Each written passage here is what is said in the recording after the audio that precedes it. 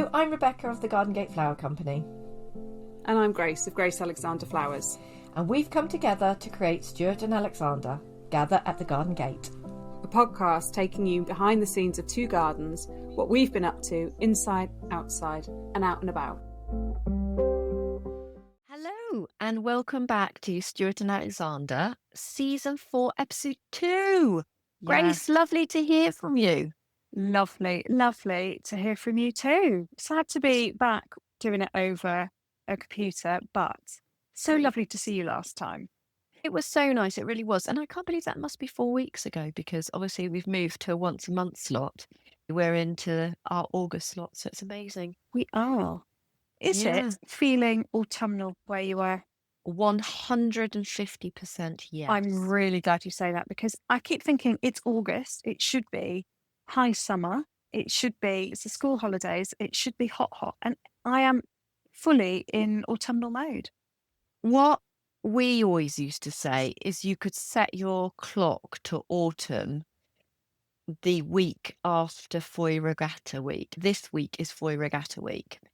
Oh. I would say, though, in the whole, I would say on the basis of the whole year being early, this does feel, I feel like this isn't just autumn like today. I feel like I felt like this for about a week. I've been back off holiday, came back off holiday. I think we had a sunny or 1 or 2 sunny days, but then it just felt like it shifted and it's felt autumnal. So it's quite close to Foy, but it is about 2 weeks earlier than I think. Do you know what? I hadn't even thought of that, in that I assumed we're in this awful apocalyptical climate change, which I'm not denying, we probably are, that we were just going to have these incredible periods of long, hot summer. It never occurred to me that everything would just move a bit left. But I think it has. And I personally think that August now is becoming more of an autumnal month, certainly the second half of August. And has done, actually, I think, for a very long time. I would say, personally, I think it has, but I might be wrong. And maybe this is a Cornwall thing, I don't know. But yeah, anyone that's got school children also knows that your summer holiday of great weather is over the moment the children break up from school anyway. Yes. So I wanted to kick off with my in, if you didn't mind. Please do. Because I think what I have to address is that, because most people who probably follow me now know I've lost my dear Mabel. And it's quite strange, really, isn't it? Because we've both had quite stressful dog experiences recently, and yours is very well. And I had messaged you, and only about 3 days later, I lost Mabel unexpectedly. Oh. So I've had, first of all, I want to just say I've had so many messages.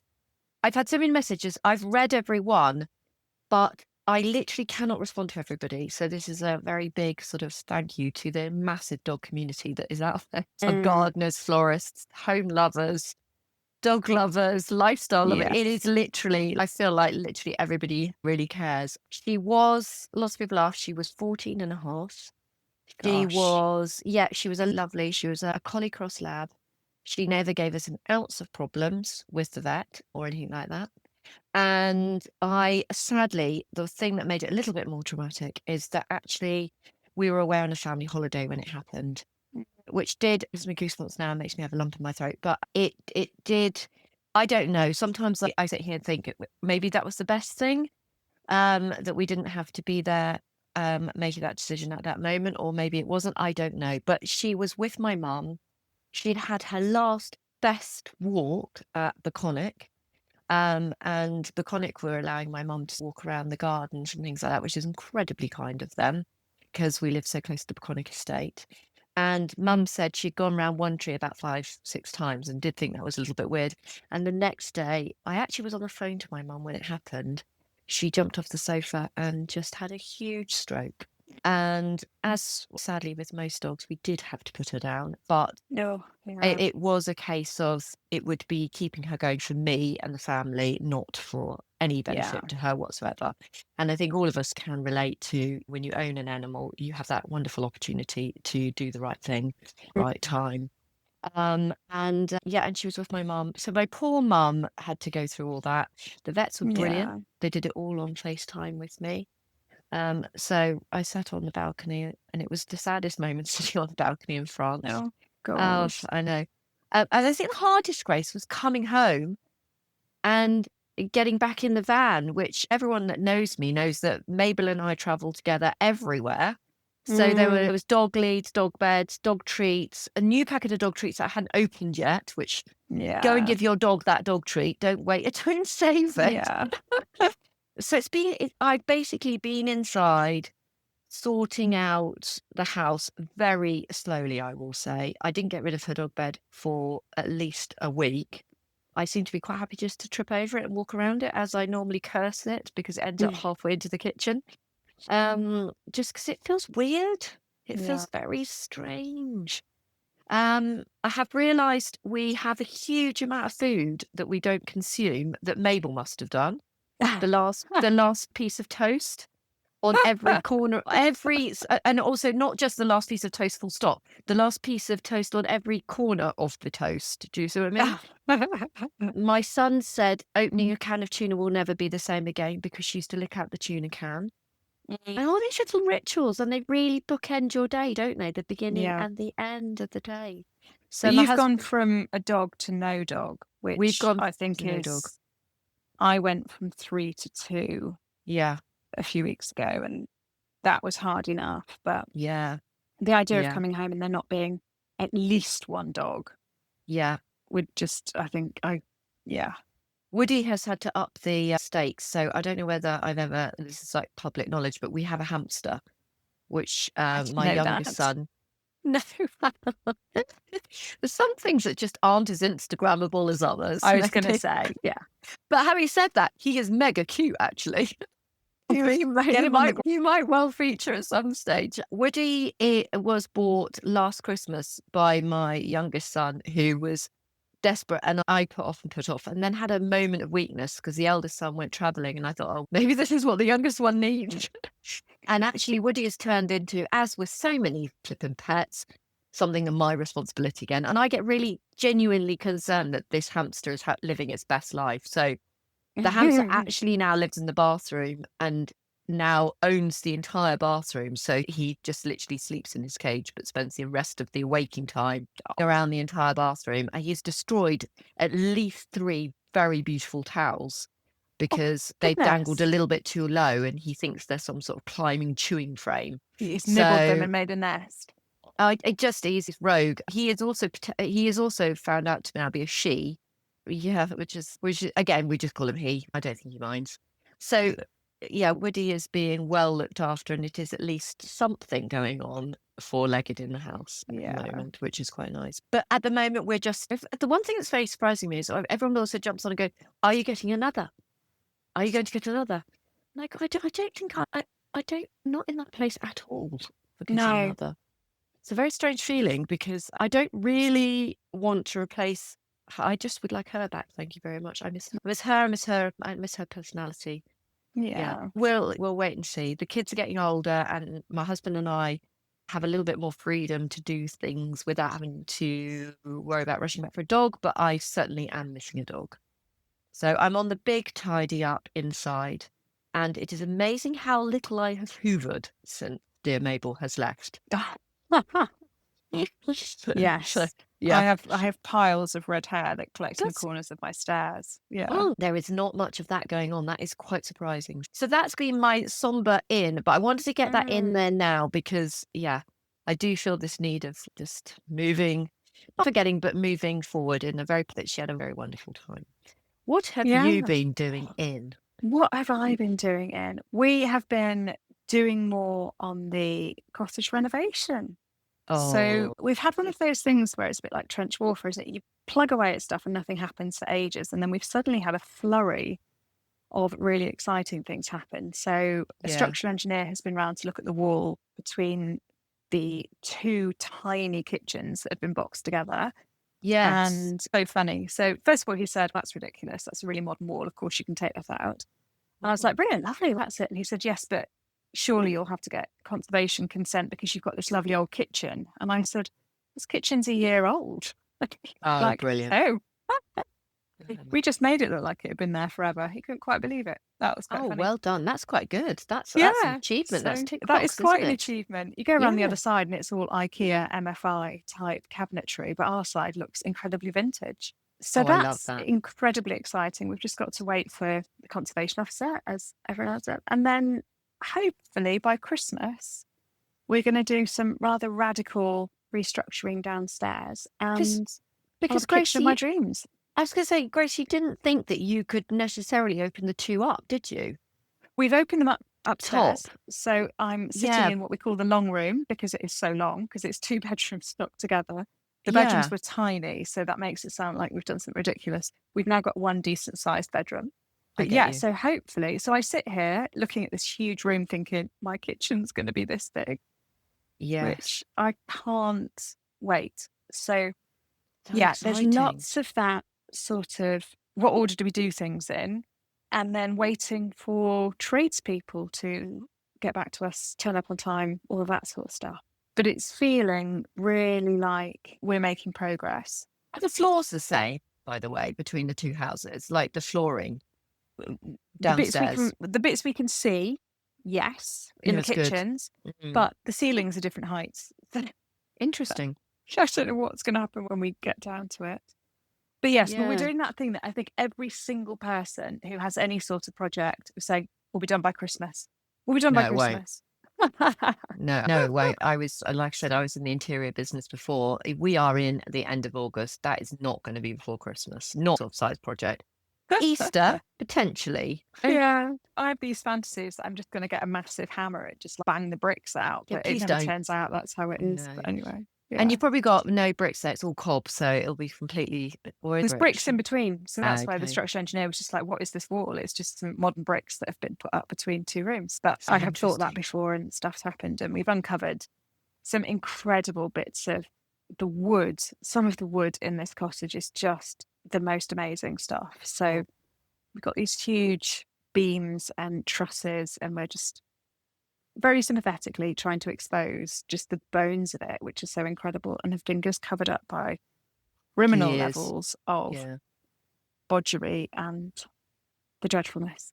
Yeah. Well, also, we had the same with the farmhouse. I think at some stage, at some era, practicality was just much more important than aesthetics. So the practicality of it just being like dry, which is why so many things were slate hung or concreted over. The stone was just concreted over in this sort of presumably idea to protect it from the prevailing wind, but then it just damages it. I was going to say it did nothing. It did nothing. Yeah, no, it's horrific. It's absolutely horrific. Yeah. This isn't my out, but the other thing is the whole cottage is surrounded by scaffolding at the moment because we've been waiting for 18 months for someone to come and chip all the cement off the outside of the house so that we can put lime render on, because exactly that, someone has just slapped on a thick coat of something that makes just the whole building not breathe. So of course the whole house it's not too bad, to be fair, but it damages the property so much because the damp gets forced in with. We've got it. I think where people repointed part of this house, they repointed it with concrete. But just cement, it's just as bad. Whatever it was, but it's just not lime. No, there was a phase actually around where we live that loads of houses got redone, re-rendered, repointed with lime, and I was very envious of everybody that it was that whole. I always think of home in Wales, the home outlet. It's not outlet, the home shop. What's it called? I always think of them because they drop like what looks like a really heavy dust sheet over the front of the lime to keep it so it doesn't dry out too quickly. Have you seen they do it? I always think of home there because I know they probably have something really similar. I'm sure. Oh, Bailey's, that's what it is. Yes, it's Bailey's. Home. Yeah. Sorry, it's Bailey's home. That's it. I couldn't remember what it was called. Yeah, I just remember buying a dust sheet from there and being told that you could buy the same one at B&Q. I'm sure this has come up before on our conversations. My husband has also told me that. Although Sally and Mark Bailey have just they've republished one of their original books, which I'm trying to work out if it's different enough for me to buy a second one. I probably will. It'll look great on the coffee table or on the kitchen table when that's done. How exciting then. So thinking downstairs then in your kitchen, because obviously probably you had 2 cookers, will you be able to have a fire and a cooker, like a wood burner and your Everhot? What will you do? No. So because the Everhot is currently against the wall that we're taking out, Right. The Everhot is going to move against an exterior wall, so it's going to open up. There isn't actually, that it's not going to add a huge amount to the wall space, because obviously we've taken out quite a big wall. So anything that needs to go against a wall, we're still slightly restricted on what we've got. But the Everhot will go next to, so we'll have a back door, which is very exciting. You will have a back door, that's right. Like a door into the kitchen. And we're just, I keep saying, we could do this, and it's until we really know what we've got, it's going to be really difficult. But the one thing I'd say is that our kitchen took quite a while to do. First of all, we have to wait for our lovely guy Christian to come and do it, and then actually Christian did it quietly on his own, and it did take a while to do. But what was really good is in the process of it taking a while, I thought through a lot of problems and scenarios that I don't think I would have done had I have gone gung-ho and got it done very quickly. Yeah. And I remember at the time Christian saying, I'm really sorry I'm slow, but it's me on my own. And he also has got kids to look after, so the days weren't very long. And actually, I had no concern with that whatsoever, because, like I said, whereas you could get kitchen people to come in and it's, we'll install it within the next 2 weeks. I'm like, oh no, my brain doesn't work that fast. Like I need to literally, and so many things, like I ordered door furniture, and it took 2 or 3 different deliveries from different companies to really decide. And I know that might sound OTT, but actually when you, like for me, doing our kitchen I had saved and saved. We'd been in the house 16 years and never done the kitchen the way. We'd made tiny little tweaks and changes, but nothing like what we were doing. And it does take a while. And I'm really pleased, actually, we didn't go too fast doing and that we actually held things up. A lot of no wall like yours was straight, no angle was straight. It was ridiculous. So to have anything made was always going to have to be made by somebody that ought to sort of make good as well, which he was just brilliant, I have to say. Yeah, really. I've got a friend who has a bit of a habit of just saying what she thinks. We were chatting about something. She said, it's really lovely that you're happy to be glacial. It's just like, sorry, what? And she said, your rate of progress is glacial. Oh. And I was a bit what does that mean? Just slow? Sorry, for anyone listening. Slow. Moves okay, like that a does glacier. Yeah. Oh, I see. Like I see. Like I get you. An inch a year or something. Oh, and so I was like, I do have 2 full-time jobs, a business on the side, 2 dogs. Yeah, I feel like my life is hectic. Garden. Yeah. I mean, we get there eventually. Yeah, that's too fast anyway. Exactly. And I think there is something about, it's probably the gardeners in us as well, about evolution and the sort of, you have to live with something to know what step you want to take next. And 100%. Lots of projects are not like that. You have to commit in advance. You can't see the thing until you're in it. And I'm very much let's just get in it, live in it, and then work out what the morning light looks like, so we know what colour put up. Yeah. And to be honest with you, where I have rushed decisions with the house, I have actually regretted most of them. It's really interesting. I have, when I've been pushed to make a decision or I've had to go with something, it's been all, in my mind, almost temporary, which then ends up, as we know, living with us for 16, 17 years. It turned out to be really expensive. Yeah, Saying all of that, my husband did lie in bed this morning, and we've both got a lot on at the moment, just lots of different projects all spinning at the same time. He just wailed, just want this house to be finished. I know. And I get living in, there were times like that, and I did think at one point, will I ever stop clearing up pink plaster from everywhere? But the kids loved it. The kids, because we had this trestle table that I bought in from the garage, the floral kind of trestle table, and everything was laid out. And I don't know whether I've said this before. Everything was laid out, and both my children went, I love this. This is, why is our kitchen like this always? And I'm like, oh my God, please. They loved it because it was like permanent camping with cutlery and breadboards, everything literally to hand, without them having to find something, apparently. Or put anything away. Put anything away. I think it was more the putting stuff away, if I'm at, definitely. So shall I tell you what I've been doing out then? Yeah. Has the autumn arrived in the garden? The autumn has arrived in the garden, I say tentatively, hoping that my brides don't panic, but yes, it has. So what I would say is there's a couple of things with the out at the moment. One is obviously that I'm in massive wedding season at the moment, and I haven't got many to go now, but there is a few sort of happening midweeks and weekends, and I don't know what day it is. And there is definitely a feeling of autumn in the air. And I do think quite a lot of brides at the end of August, beginning of September, even though I say to them, are you happy to embrace autumn? They do, holding on to summer. So that's going to be a little bit of a challenge, but we'll sort that out. It's all right. I'm holding my nerve with that. But what I am doing, because I don't know how anyone else feels that's growing flowers, but I am just in, okay, I have to be very careful when I say this without wanting to alarm anyone, but I'm in just literally firefighting mode to get through the end of the season. There is no weeding happening. There is huge abandonment happening. And I'm just deadheading like crazy, hoping to keep things going. And that is probably the level of my gardening at the moment, which I do feel mildly out of control, because I do quite like to have a garden that I feel proud to walk around and bring joy. And I don't know whether really August, September gardens bring me joy. I'm going to put that out there. Really? My own.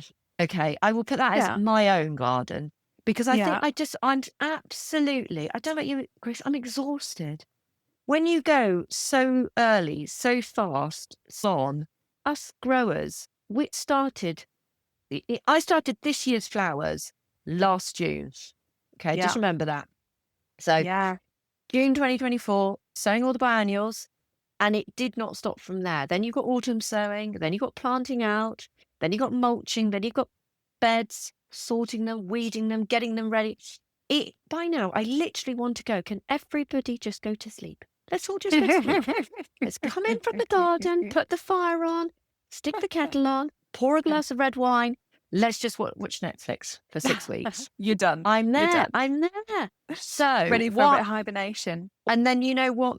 Because I'm so fickle, I'll do that for 1 week and be bored and be wanting spring again. So I'm saying it tentatively. But now I've got to tell you my out, because obviously this links with my out. I have purchased this year. I am so on it. I almost want Sarah Strayson to listen to this, because I think she would literally fall off her seat drinking a cup of tea listening to this. I'm taking my labelling to another level. Okay, so one, Becky, my lady that waters, has got me large size labels, so that as we approach our sort of years of needing glasses suddenly, I think she's done it for herself. It's so funny. She goes, I got you a present. She goes, your little labels are hopeless. And I think it's because she can't see what she wants to steal and grow.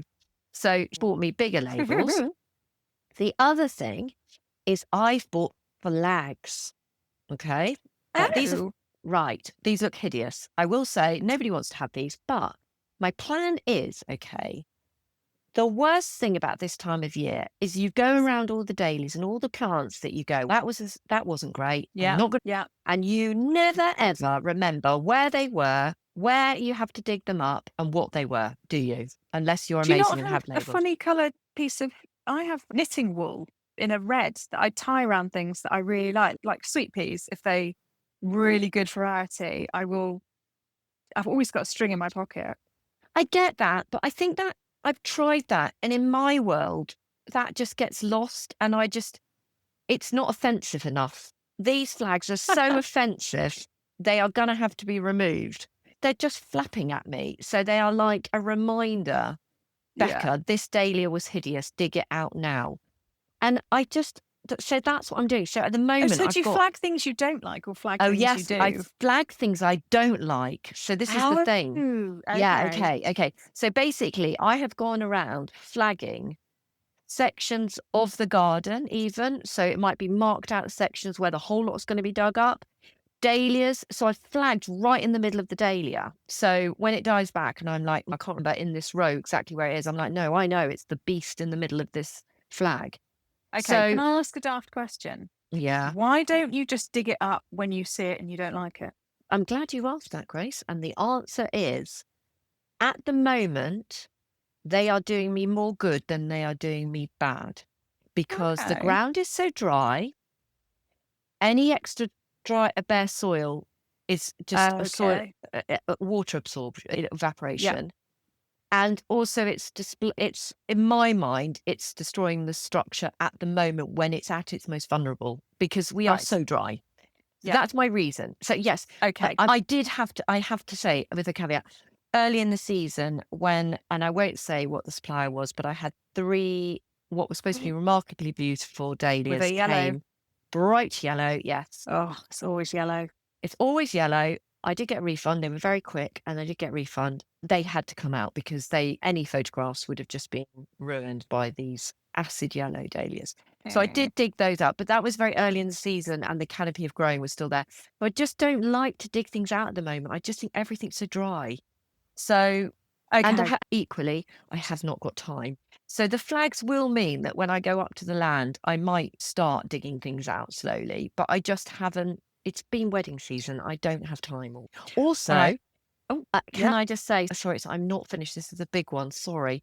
But I take my blue flags and I raise myself orange flags, okay? Which are just as offensive as well. But I'm realizing I really need this. The orange flags will also be swapped out for where there is space to plant new dahlias.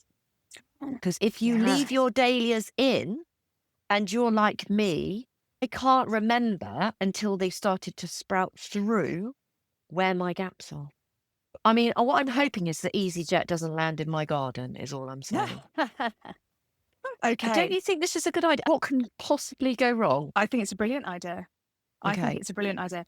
I am going to crash the in-out-out system because I'm going to take your labelling and raise you. Yeah. Because I have been threatening / promising to treat myself to one of those incredible label systems. I do those. Yes. Are those the ones? Are they the denting ones? Yes. You can get copper ones and aluminium ones. Then you get a little jig and you clamp your label in, and then it has a press which puts the letters in. You just have to choose the letters. It is insanely expensive. I love it. I decided that because Gather's been finished for a few months now, as in all of 6 weeks, and I'm ready for a new business, I'm going to get myself one of those, and then people can order their own labels or really lovely little just tags for things that might be really nice in extra points if you put the Latin botanical name on. Oh my goodness, it's just a shameless plug for some new business. Well, I only thought about it this morning. So, yes. Right, yes, go for it. Yeah. Go for it. I've decided you've inspired me with label talk. I've been thinking about it for ages. Although, my actual new business is called Anthophilia Press, which is Anthophilia means the love of flowers, for those who don't know. So, lots of the writing that I've been doing over the last few years, and obviously I've got nowhere to put it now because Gather hasn't been going for as well. So, I'm going to go back into print publishing. Oh, that's lovely. Can I just say that I would like a book and I would like some labels for my new land because I think that's going to really bring up my dirty flag issue with a bit of lovely. Do you know what I mean? Like I think yin and yang. I might do you some as a freebie and you can hashtag add it, but I think I might do them. It might say on it, the supplier sent the wrong one. Or I hate this, or acid yellow, dig out soon. I'm trying not to swear, but I might send you one with a swear word on it so you can tie it around that. This absolutely beautiful copper, beautiful label that just says this one was shit. Yeah. Do you know what? I love that idea. Do you know what? I really actually think that could be really very popular. Do you know what? That absolutely wasn't in my business plan, but I think it might be. Don't be a wank sort of thing. Yeah. Oh no, I'm going to have to. You're going to have to bleep I'm going that to click out. the E button, and people won't be able to listen to this in the car with their Sorry. children. Yeah. I really think like it's that good. juxtaposition. I think that's great. Yeah. Yeah, do it. So our outs have been basically all about getting more organised going into autumn then. That is funny. We are in sync with each other. Yes. Have you ordered your tulips yet? Yes. Oh my God. I thought this is the one thing I'm never organised. I'm going to out-organise Becca. That was literally the trump in my pocket. Was it? What have you gone for? You fool. I know. Do you know what? So I've thought about this an awful lot. I've been growing flowers for such a long time. I always spend a lot of money on bulbs. I've had major losses, but I would say in the past, touch wood, few years, I've really honed my growing of them. And we talked about this. You could probably go back and listen to the podcast all about how I grow them. So I won't go over it again, but I really put huge success down to growing them very close to the house in plant pots, essentially. However, in terms of commercially growing them versus a beautiful garden, and I suppose we've got a demographic of both probably listening to us. I think the two schools of thought for me, one is that if you're going to go and do your bulb order now, really think about where you're actually going to have those flowers. So in my case, I want maybe 4 or 5 amazing planters filled with them. Do you see what I mean? Yeah. And I like single variety, or I like Bella Epoque and Black Hero, 2 colours I like together. So colour palette. So think about the colour palette. Think about the size versus the pot, and always go big, don't go small. And I said, unless you've got species tulips, which I know you're really keen on, and you're also the heritage ones. I know Polly makes them look incredible, doesn't she, in small pots? Yeah. Personally, that doesn't work for me because it is just so much time to keep these small pots hydrated. Need a lot of water, don't they? Yeah. And over the years, I've bought a lot of tulips and then tried to use them in my work. And like, honestly, I want to say 9 times out of 10, they just don't come on the weekend for the wedding. And this year, I was very fortunate. I had 3 weddings in April. Okay. And still, these flipping tulips came March because of how warm things were. But I did have them available. So I had one wedding where I used the Belle Epoque in large scale installation work. But genuinely, these tulips are just too big for bridal bouquet work. Yeah. You know, I'm kidding myself. I don't know whether I'm growing them bigger than I did, because I did used to use them a bit in bridal work. Maybe why ones are just too big. I don't know what it is, or maybe I've just gone off that look and I'm using more ranunculus butterfly. But butterfly ranunculus basically was my big thing this April. And I really struggled with the tulips, if I'm honest. So this year, to answer your question, very long-winded, I'm sorry, is I have gone for pretty much the same mix as I went for last year, which is the salmon, which I cannot remember the colour without going through my Instagram, but it is on my Instagram. If you go through, you can see the salmon one, which I had in the agriframe pots, which look lovely. Oh, yeah, the tall ones. Was it salmon something? I might be able to find it when we move on in a minute, and I'll Salmon come back impression? to it. Might be, I'm not entirely sure. But I underplanted it with a later one, which I've decided not to do this year because the secondary just didn't work for me. I've gone for the Belle Epoque and the Black Hero, and I think I've just gone for one white parrot, and that is it. Very small amount this year, I have to say. And I probably will regret this. I'm hedging it. I probably will. But I have to say, I need to think a bit more. My mindset is very different to maybe yours in your house. Like, I want it to look lovely in my garden, but I do have to have a commercial element to it slightly. And I tell you what I did. I didn't grow this year because I didn't get it, and I've hunted for it this time around. I have got it. Blushing Lady, Narcissi Blushing Lady. I absolutely love it. Have you grown it before? What is that? No. Oh, it's lovely. It's a little double. It's small, it's peachy, yellowy, milky colour. I just love it. It's my favourite. That and Talia. I'm just Googling. Yeah, that and Talia are my favourite. Oh, gosh, yes. Yeah. That is sweet. Oh, actually, I've just brought it up, and there's one called Mini Daffodil Prosecco, which that's lovely too. Yeah, that too. That's lovely too. And I have to say, not only have I ordered my bulbs, I've had my first delivery, so I really have beaten you, Grace. I know. Blushing Lady has arrived. This feels like a bit the opposite of what we were talking about, interiors and building projects. Sorry. And that is that evolution. You need those sort of feedback loops to be built into the process. I think when you're ordering, like, it's twice a year. It's when you order bulbs and when you order dahlias. Yeah. You have to push yourself 6 months into the future.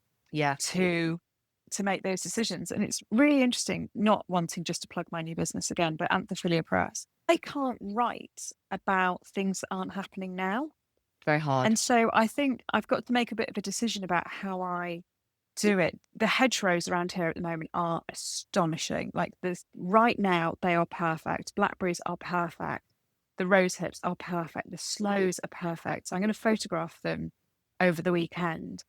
And then I'm thinking, do I really rush this and publish something now about the autumnal season, or do I write it for a year's time? Because this is the thing about ordering tulips, is I cannot put my head in a different season It's very difficult. when now is so immediate. You could do something. I always think there is an element of, and you could call it something along the lines of flash forward.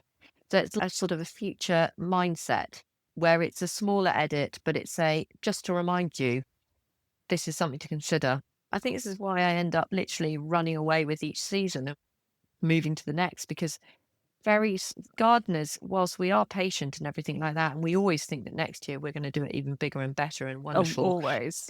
I do spend a lot of my time not in the right year. My mind is not in the year that I'm not in the moment. Very rarely I'm in the moment, which is not great, which isn't great. Really it is. And when John Hersey came to photograph me in the garden in June, that was a lovely in the moment. That was really nice, because actually bringing him up to the land and him capturing and his excitement of what he was seeing around me, I was already like, oh, next week I must do this. And I was like, oh, okay, I'm seeing it in his eyes, which is really nice. I have done a couple of garden visits actually for a few people. I did it for a few of the venues around as well. And that's been really lovely actually. And again, seeing my garden through somebody else's eyes has been really good. And a good reminder of just going, actually, it has been successful. It's really easy to highlight all the negative bits. Yes. Yeah. You know, but I think everyone has that. Oh God, I'm just going to dig it all up and just grow a lawn. It's a lot. It is a lot. It is a lot. But yeah, my still winning combination, if you haven't basically done your order, my winning combo is Bella Pock and Black Hero together, planted together, look absolutely stunning. Could do that on. And also, the other thing I would say is, think of your color. If you've got a small garden like I've got, think of your color palette and do it on repeat. I've gone a bit rogue actually. Have you? Go on. I've gone. Tell me what you've done. White, pale yellows, and please don't tell me you've done yellow. I cannot believe you've done yellow. It's incredibly pale yellow, streaked, not solid pale yellow, and a few different shapes of white. Can't remember now. I need to look at them. Do you like yellow? Are you? I always had you down as not a yellow person. Oh no, turns out I haven't at all. I love that. I've got Exotic Emperor, which is the white that has got the sort of the guard petals are green with yellow streaks on them. That's what I said. Yes, and Apricot Pride. So really Apricot pale Pride. Apricot. That's what I've got. It's just Apricot Pride. Yeah, that's mine. Mine's Apricot Pride. Yeah, we're in good. Really pale.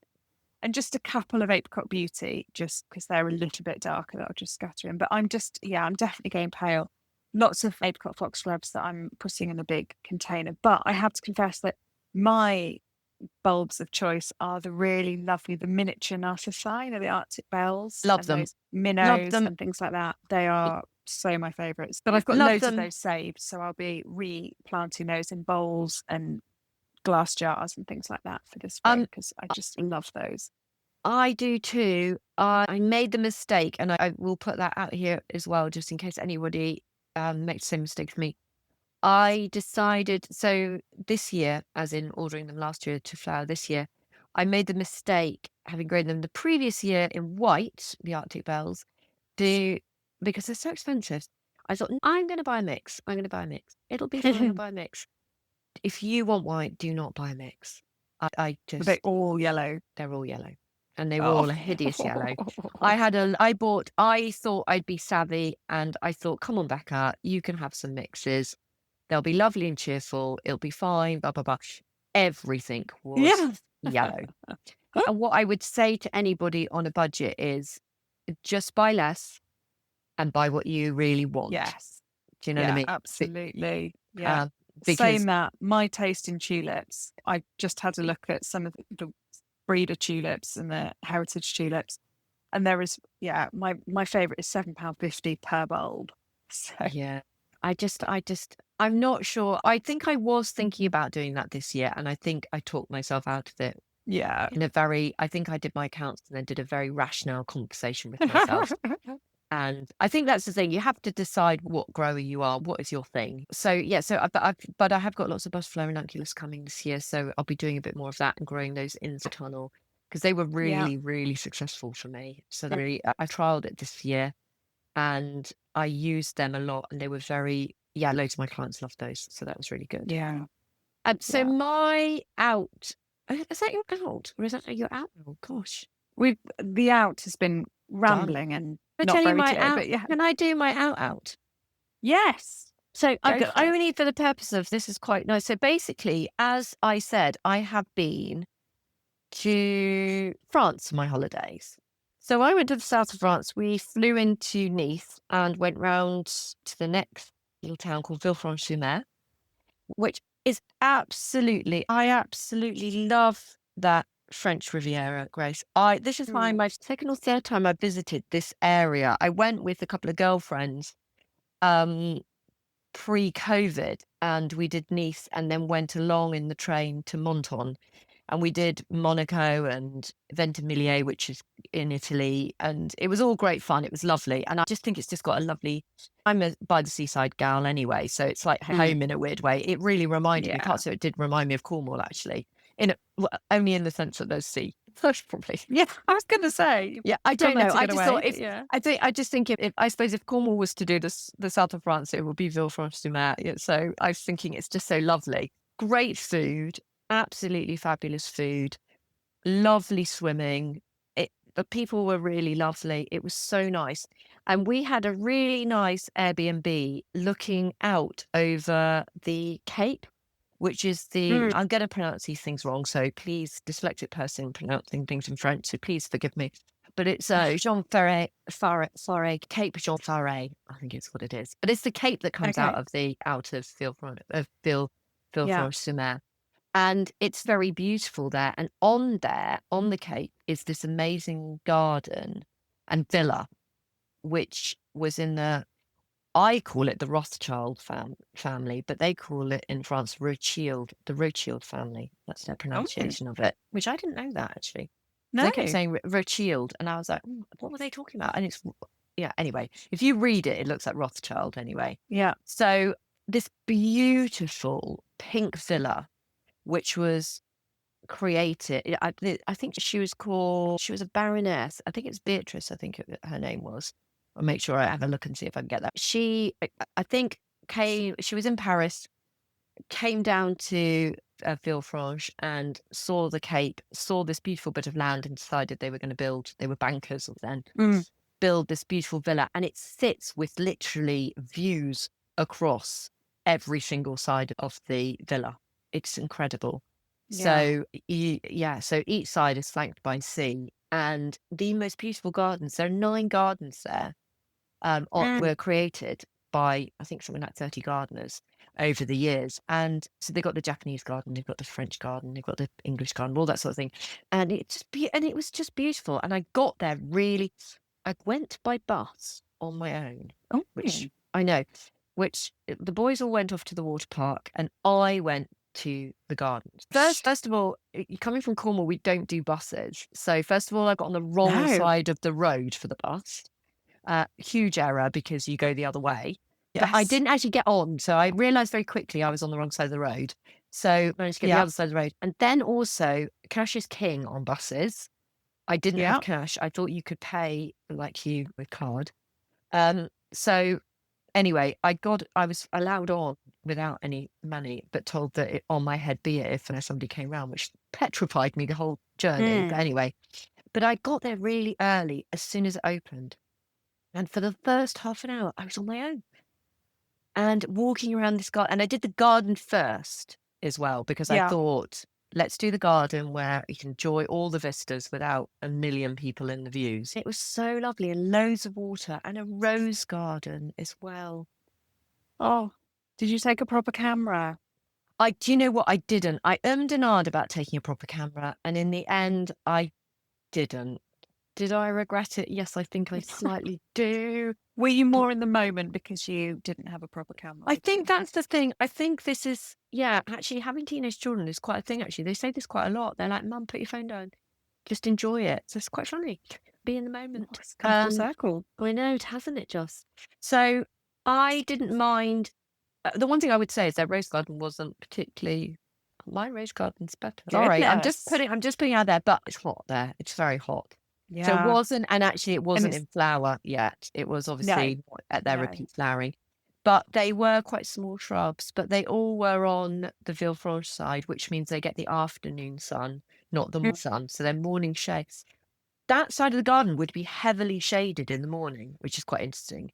But lots of water, lots of beautiful statues, which I'm not a big fan of. If you've got a house like that, you've got to have a statue. Lots of topiary. Yeah. And inside the house, Grace, the wallpapers, harping back to my sort of interiors. Yeah.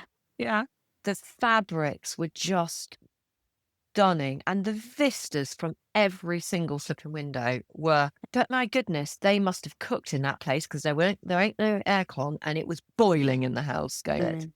They must have absolutely cooked. I guess what you get from the location and that views and the exposedness in that heat, it must be. But you were there in August, weren't you? And they probably went somewhere else for August. They probably used their houses. I think actually August is quite popular. I think that's what the Parisians do. They leave Paris in August and come to the coast. I think that is a thing. Shout at me if I'm wrong. I think they do, but I wouldn't have thought they'd go there. No, maybe they don't. Maybe they don't. Maybe they go to Cornwall. And camp at St. Winnow in the rain. Hey, Grace? Yes, maybe they do. Maybe they do. So that was my very on trend, very on point. That is very on trend. I can't even follow that. Oh, I thought about all of you when I was there as I was going around. I was like, you guys are going to love this. So I thought about all our lovely listeners, how much they would probably enjoy walking around. What was your out? I don't think I've got one. Have you not, to be honest with you? I haven't even got one. Have you not? It's hard. We've not really. It's been work. It's been work. You've got to bring your A game, though, in September, because I probably won't film Christmas. Hilariously, I've got quite a few things coming up this weekend, but they're too soon. Yeah. I have to say my life has been a little bit limited by the fact that I now run a family assessment centre service, which is a full-time job, and I also still work at the job that I had before I was made the manager. So I don't do much else currently. Reality. There you go to all the listeners. Don't worry if you haven't been out since our last I've got a glamorous social life because I really haven't. No, I keep promising myself in September I'll have got a lot of really big pieces of work under my belt and I'll have a bit more of a life, but it's not looking likely. I suppose if there's anywhere you would like to go, is there anywhere that if you could go anywhere, where would you like to go? I keep threatening to have a spa day at the Newt. Why do I always say the Newt? 6th of September is Charles Dowding's Open Gardens. If anyone's interested, I might be able to persuade my husband to go to that. Friday, we are going to see some outdoor theatre in Dulverton, which is on Exmoor, which is going to be quite exciting. The picnic is ready and in the fridge. That's Friday.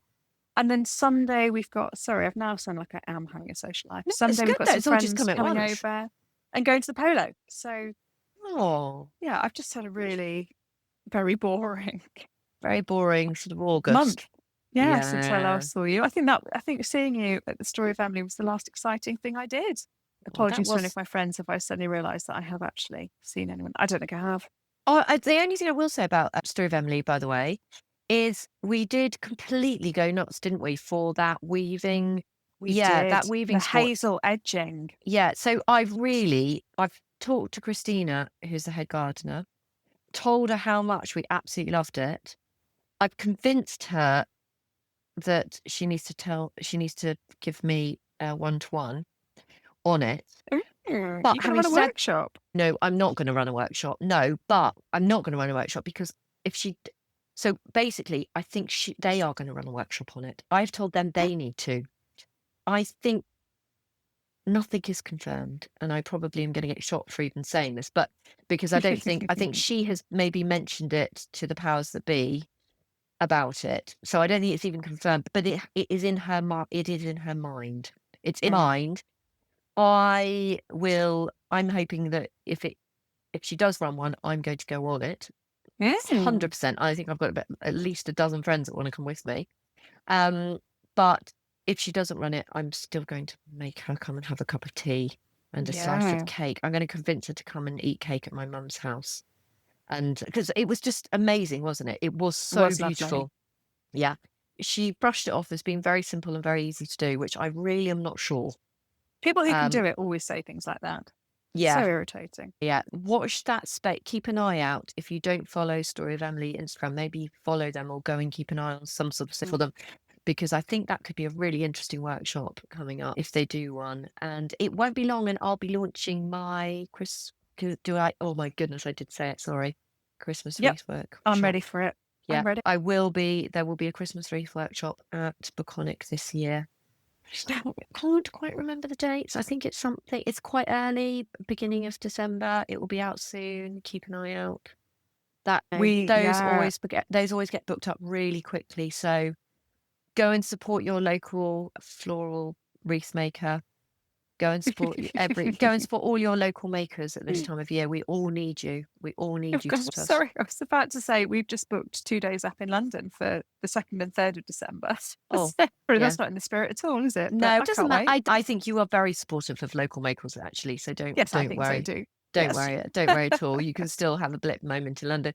You're just so close to London. You just drop it in there. This is a huge out for me to go anywhere near the big smoke, really. We're staying overnight, which we never do, so that is it's quite a big deal. But that's lovely. This has been lovely chatting to you. It has. I'm going to go and order myself my label maker now. Go and order the label maker and send me a yuck, I hate this one. Yes. Label instantly, and maybe multiply it by at least 10, because there are a few. It's fun. Yeah, okay. And it's interesting. I do think there's possibly another conversation in that. Things that look good but don't cut well. This is another thing. Things that look great don't cut well. Things that cut well don't look great. We are yin and yang, you and I, so we've got it from different angles, which is maybe hopefully quite nice for people. Yeah. Okay. Lovely. So lovely to catch up. And I honestly didn't think this was going to be such an autumnal edition. I thought this was going to be the last of the summer season, and then episode 3, which we will be recording at the end of September, was going to be our blackberry and tweed sesh. But actually, I'm going to go and pick some blackberries. I was going to say, literally, if I don't go and pick blackberries now, they've nearly gone where I am. They are literally on their way out. Go now, because I think at the end of September, when we record the next one, I will be in permanent PJs with the fire on. It is going to be there. All right. Lovely to chat to you, my darling. All right. Take care. Take care. Bye. Bye.